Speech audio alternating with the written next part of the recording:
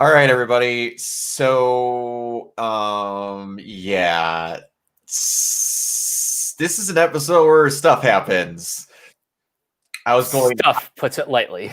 I was going out of my way to not even remotely try and talk about the possibility of this happening because I wanted this to be raw. Because the first time I saw this, I didn't see this coming. Not in the first episode of them being over there, I didn't, but all Mike messaged me before this episode was, whoa, and oh boy, that second half gets heavy. Yeah.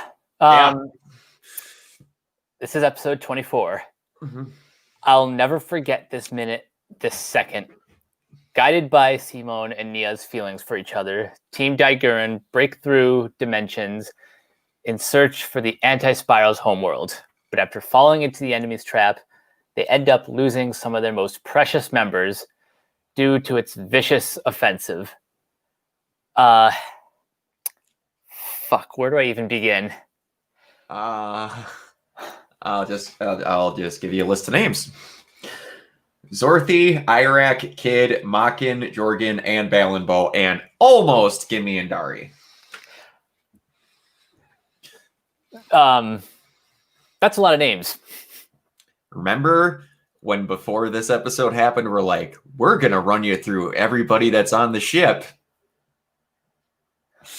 I had a feeling there was something behind that. And you notice that when they played the eye catch, everyone in the eye catch died? Yep. Yeah. Supposedly. And I've never got this confirmed through an interview or anything, but even with them supposedly saving basically half their budget for these last episodes, supposedly for budgetary reasons, that's why they all got offed. I mean, I get it. If you're working with like a limited budget, even with saving money, if you're working with a limited budget and you feel that your cast has become overpopulated, overcrowded, I completely understand the completely like technical like mandate of cutting back. Yeah. Emotionally, however, boy does that mess you up. It does. And for this reason, I will tell you, if you are ever able to watch the movies, this is handled a little differently because they didn't need to chip chop with budget and kill off a bunch of people right away. So there's a little bit more and you don't quite have this, but man, I will say it helps with an episode later. It's weird to say, but again, it is done for a reason. But yeah, it's just, and it's not at like sparsely done. It's soon as Zorthi's grabbed, like everyone's just, and it's like I was reading through a bunch of comments and like stuff to get the factual stuff that like Sharon here. And like people that are going through all this are like, there's characters that they didn't care about in the show. And then in that second, they were like crying because like, oh, yeah. like Iraq and Kid, you get to see, I think 10 minutes of them in the show total. And they go out together. They're the ones that go, Simone, we're not making it. You fucking go get Nia. That's her last thought. Like, in seconds, you made them two of the coolest characters in the show. That's all it took. All it took, just one line of dialogue. Like, also, what are the names of the twins, Jorgen and Balinbo? Fucking, even they get a moment to shine. They save Gimme and Dari, and one of my favorite things they do in the entire show that is so them, and it matches their one note joke through the entire show. They just laugh maniacally, being able to be by each other and kicking down the enemy as they basically self-destruct to save those two kids. And they do it happily. And you know what this all comes down to is it all goes back to the relationship between Simone and Nia. Mm-hmm. Like this gets into interstellar shit with the like love that binds the universe. Yeah, that's putting it mildly. Like you get to see a full scale like Jesus parody of Nia, and with the most so adorable censorship on the planet. There's a giant naked woman up there. But there, what are you? What the hell? Why'd you have to be naked? Because it's anime. Yeah. Oh, and she's disappearing. Only the parts we can't show on camera. But yeah, the sad part is basically half of this episode is them giving reasons for Simone to absolutely murder everything that even resembles an anti-spiral, which again you have not even seen yet. Almost there. Almost there. It's just like it gets to these moments where it's like people are in the show and they get their moments to shine, and I really appreciate that. But at the end of the day, they do have to let people keep knowing this is about Simone and Nia. At the end, Simone wants to save the day, but God damn it, it's about that kid getting his girl back. Yep. The way the show handles its like ridiculous cast is very economical. Mm-hmm. Also, although the second half is like where it gets heavy, mm-hmm. this still packs in the humor. Oh yeah. Like when Yoko says, I have kids to get back to, Keaton goes, "You have kids? Since when?" What? Girls gotta keep her. Girls gotta have some secrets. And yeah, it is very good on the humor, and it has a lot of also the we're not going to acknowledge just how fucking ridiculous what we're doing is. Again, they treat it like they're taking out the garbage. Simone, come back here. We need to make the Super Galaxy Gurren human mode, and not paraphrasing, not hyperbole, nothing. Lord Genome says, once it is complete, you will be rivaling the power of a microcosmos. And I also just love what's hold on, I'm looking up the actor who plays Lord Genome. Oh yeah, you mentioned his name. I can't remember what he is, but he's in a bunch of Netflix stuff. I remember we discovered that the other day. Jameson Price. Yes. I love his completely monotone delivery as he's now been reduced to the head. Yep.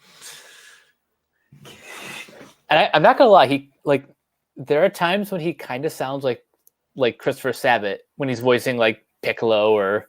You're not wrong. He does sound a lot like when Piccolo is like being serious, like his dad, like Piccolo is basically being Gohan's dad because Goku is useless as a father type of thing. Yep. Like in those moments, he does like that low growl that he gets in his voice sometimes. He does, you are very right. He does sound like that. I never thought about that until now. Now that you said that, that's very true. But you talked, there's been several times where you're like, I can't believe that the show is not a meme. But it might be my favorite meme of the entire show. and it pops up on Twitter at least once a year because like I follow an anime memes page on Twitter, and there is no way humanly possible to describe a full couple seasons of an anime in one line. You mean to tell me we're going to need an even bigger drill?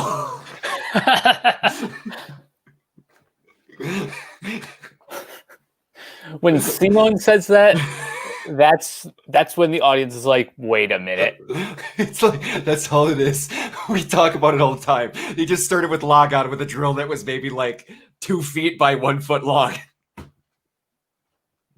And every episode is just, we're going to need an even bigger one. It never fails. This show could basically be summed up as, we need a bigger boat, the anime. It pretty much is. It is very much, oh man, oh wow. I just lost it.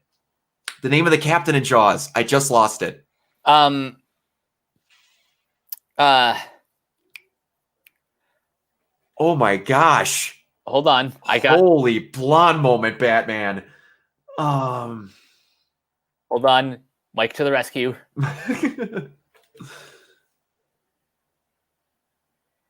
It's a very simple, like basic name. It's not anything out of the ordinary. Brody. Okay, but yeah, he's like, just we're gonna need a bigger boat. I can't, but yeah, oh, man, this is gonna be one of the shortest review episodes we have for one of the latest episodes because we like each one of them. We're not going to try and focus on the deaths too much, even though that was literally 75% of this episode. Each one of them gets their cool little moments. Like one of my favorite ones outside of Jorgen and Balenbo laughing maniacally as they explode.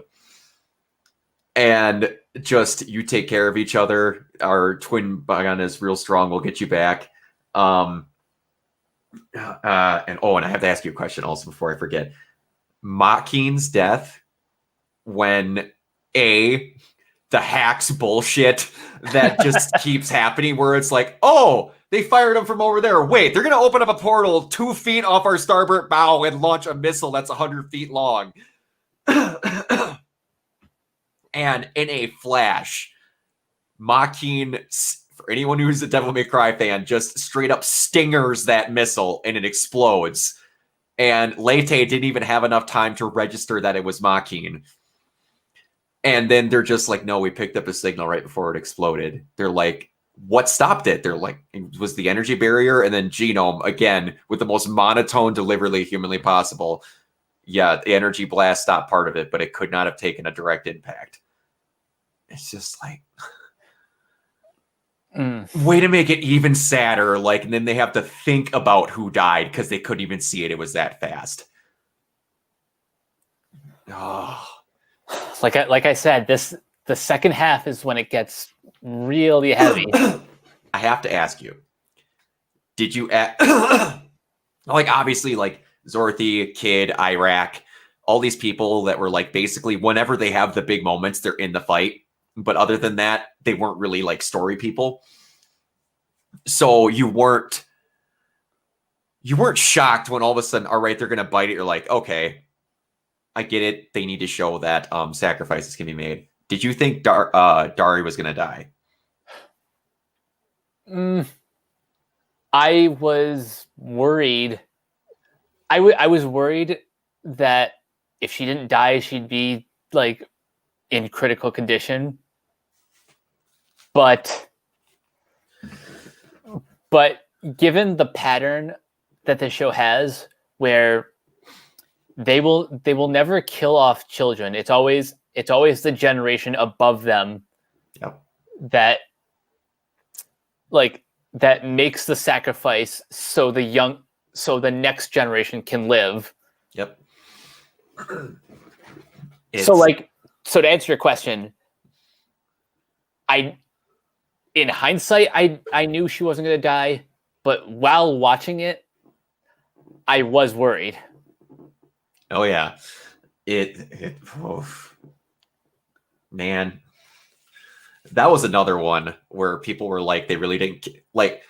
Also, everybody that I read these comments when I was looking through these forums for stuff to mention in this episode, Shame on every one of you that said they didn't care about Gimme and Dari until they were almost gonna die. Shame on all of you. Okay, who said that? I want names. Go search Reddit. I found some comments that made me upset. You all have no souls. But yeah, let's try and focus on the cool stuff that happened in this episode. Because this episode, until it gets, we'll get to the very end at the end, but until it gets there, like, being the Star Wars fan that I am, space and fights and lasers and things. Yeah, you got to see the super space gunmen that, again, they have their in-world excuse for how they got them. Leyte brings up that place is just a major distribution port to make gunmen. So he's like, I didn't even really do it. It was this big thing. And you got to see some new attacks. You got to see the space sunbeam from Keaton, which you have not seen Keaton's coolest attack yet. Oh, you get to see it in the next episode. Okay. His best attack you get to see in the next episode. 2 of them, actually. You haven't seen 2 of them yet, if I'm remembering correctly. But yeah. I just my brain just went with what I was going to talk about. But yeah. Wait, there's something else I want to talk about. It's like the shot that you see, like the arc Gurren Lagann and all the anti-spirals, and you see like all of their attacks like crossing, like colliding. Yep. And then you see like our attacks like passing right through. Yep. So like just that one shot, I just completely gushed over. Oh yeah. That like they very much know how to do, and I say it a lot. I need to exactly look up where this is a reference from. I say it a lot. I say the term Atano circus quite a bit, and it's from Macross. Atano is best known for among anime fans for the style of action scene that he developed, usually called Atano circus. Macross missile massacre by fans. It refers to highly stylized acrobatic method of depicting aerial combat dogfights in anime, particularly the Macross series. And it's also where you just like popcorn of explosion going across the screen and like stuff like that. But yeah, they're very good at them. Now I'm looking up some of Atano's works, and Mobile Suit Gundam, Angel Cop, Macross. Yep.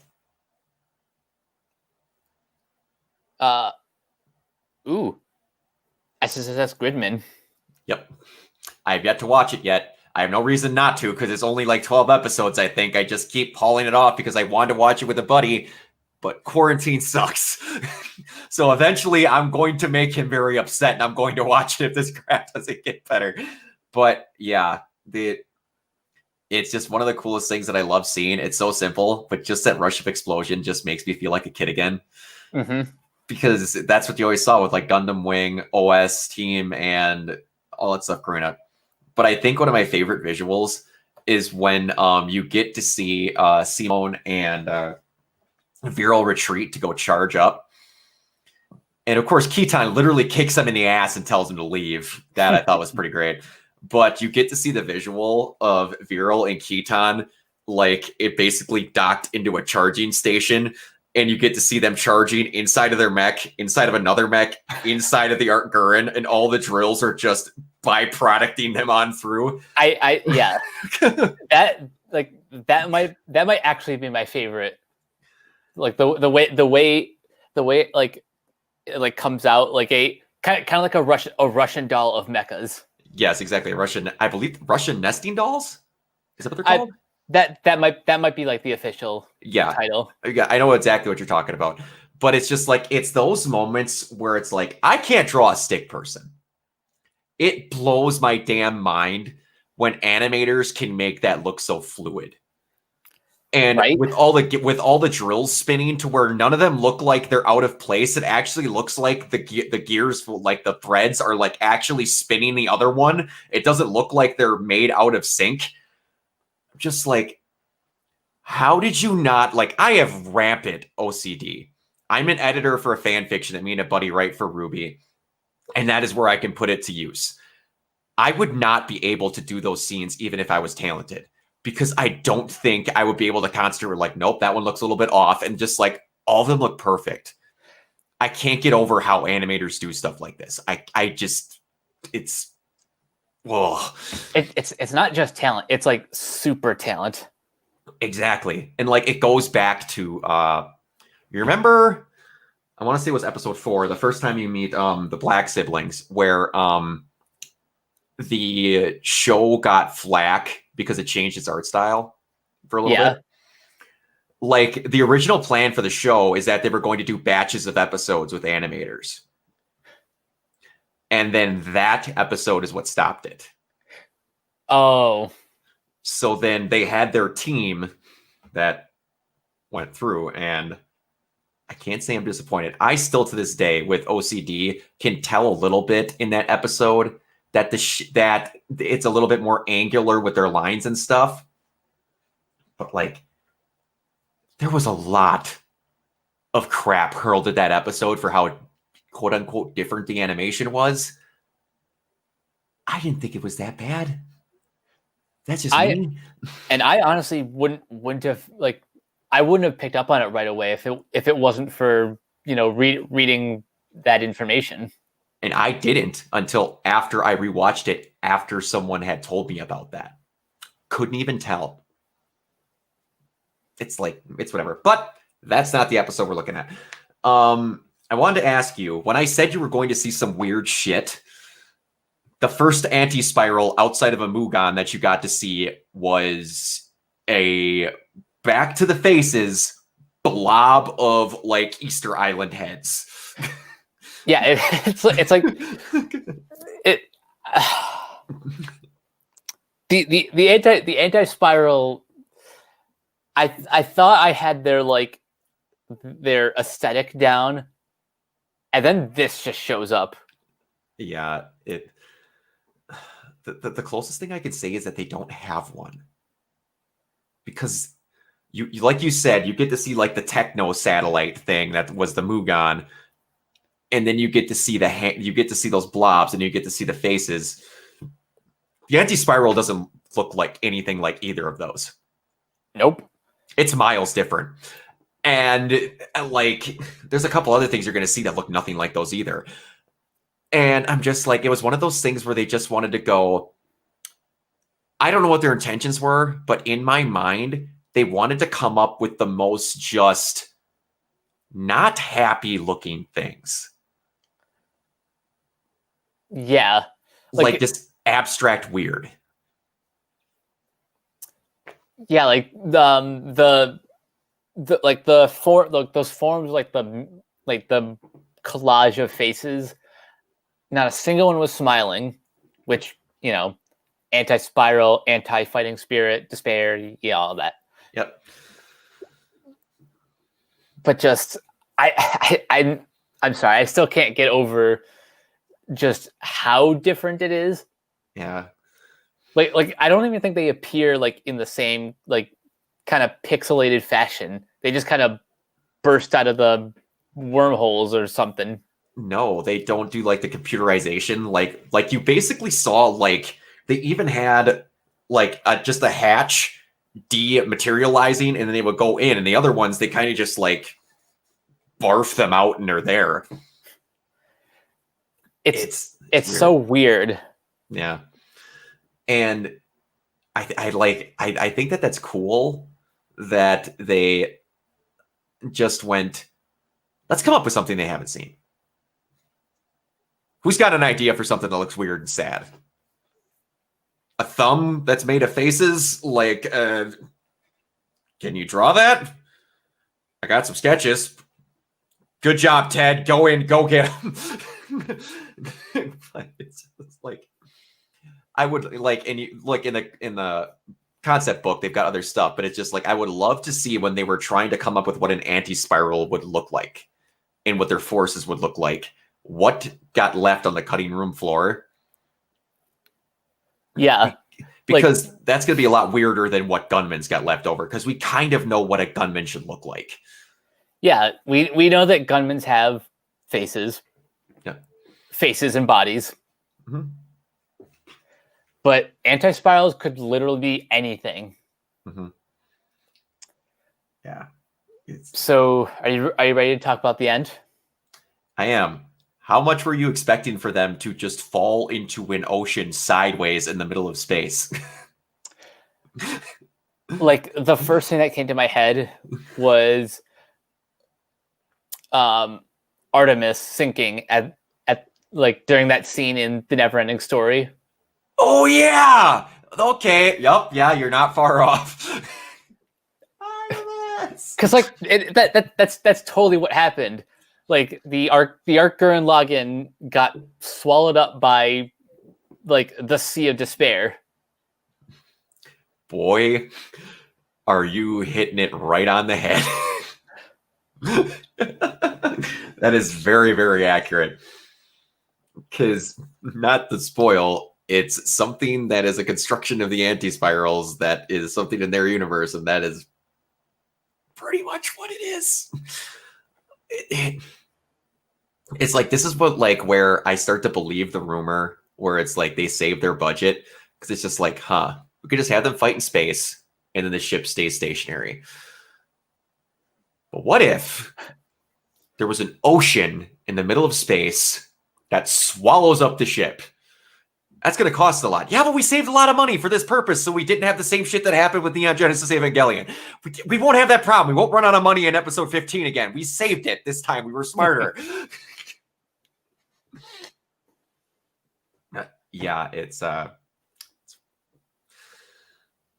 weird. But this is the weird that I love. I'm all about this kind of, you know, I've said before how the first half of the series kind of, it has a more jovial tone, yep, which is great for warming you up to everything that comes after. Yep. And yeah. Man, we are going to stop right before episode 26 tonight. I'm not going to be able to sleep tonight waiting to talk with you about episode 26 and 27. Episode 26 and 27 are two of my favorite episodes of animes, period. Like shows, period. And it has some of the coolest stuff, but it's so simple. It's not going out of its way to be cool. It's just, it has purpose behind it from what you have gathered throughout the show, and it just pays it off. Chef kiss beautifully. Man. I know I am hyping up episode 26 a lot. Fuck, it's so good. Okay, so I have to ask, because I ask it every time, is there anything you would change outside of everyone not dying? I mean, the short answer is no.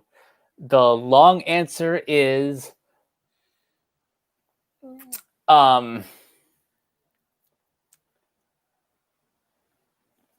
okay, we know that like Gimme and Dari are not going to die. So excuse me. I'm just thinking it's I understand the intent of Jorgen and Balambo coming in to save them, but man, Just teasing the possibility gave me a heart attack. Oh yeah. And especially with it being Gimme, it's so weird because like she's that much more innocent than Dari is because Dari was all gun ho. Oh, I'm sorry, I got that the other way around. That Dari, well, like Gimme was more just we're gonna go. I'm ready to fight. I'm sick and tired of staying back. And then she was kind of like, we need to be safer. We need to fall back and follow orders. And then she's the one that almost gets herself killed by blowing up that missile like 10 feet outside of her grapple unit. And then, like you said, you're giving a heart attack like, no. She did the thing she didn't want to do. Please, God, don't harm this little girl. Please, no. Because, like, that would have been... That I have to sit down for a moment. Like, I get all the rest of them were the crew that we've had for the longest time, but like those are the two kids that the first two like young kids that they got on their team. Like, you want to talk about growing up? Simon was 14. I think both of them were like 7. Mm-hmm. Okay, you know what? But on the plus side, this leads me to a compliment that I've wanted to say for a while. Okay. On the one hand, they do kind of overplay the damsel in distress trope. Yeah. Like, you know, with Yoko has been that for like 5 seconds. Mm-hmm. Nia is, where she is now. Yeah. And Dari almost got dead. Yep. But they what the show never does, they never fridge the females. Yes, that is very true. Please explain that for the people that don't know. Okay, so for those who aren't familiar, women in Refrigerator is a comic book trope, named by Gail Simone, but it's a trope that's been around for like decades. Where like the female love interest to a male character will get killed simply for their significant other's development. Yeah, and that was with I have to remember, it's a Green Lantern. It was Kyle, right? Yep. That's what I thought. Yeah, the name comes from Kyle Rayner's girlfriend, whose name I unfortunately cannot remember. But there's a very infamous panel of him finding his girlfriend like cut up in pieces inside his refrigerator. Yeah, it's something else, and you guys want to hear, this is a real big sidetrack, but go look up, what is it? The guy's name's Jeremy Carver. He was a guy that became the showrunner after Sarah, I can't think of her last name. Sarah Schechter? On Supernatural. Can't think of her name. But after season 5 of Supernatural ended, Eric Kripke left the show, and this girl Sarah took over, and people weren't really impressed with how she ran it for those 2 years, so she got replaced by, I want to say the dude's name's Jeremy Carver, or I think her name's Sarah Campbell. Like, no, Sarah Campbell's Sarah Gamble. Sarah Gamble, thank you. And then there's a point where there's this character, Charlie, there's this lovable geek and all this, and she eventually... She doesn't get fridged. She gets bathtubed. Oh boy. She just gets murdered and left in a bathtub after a while. And she was, imagine Nia as a Comic-Con goer. That's what Charlie was. Oh, okay. That she was that level of just awesome, and everybody loved her. And she was the little sis that Sam and Dean never had, and they like go out of their way to show how close they are very fast. And at a Comic-Con panel, I want to say it was a Hall H panel at San Diego, they bring up that, and they're just like, all the boys are always good and stuff like that. And we always have strong female characters and all this and that. And it's this big long rant. He's like, but then would you mind explaining to me why all of a sudden we had to leave Charlie dead in a tub? And Jensen Ackles and Jared Padalecki both just spin their chairs and go, yep, you got that one.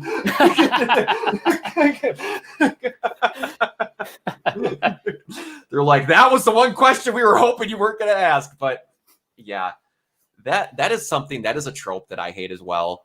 Like it is never...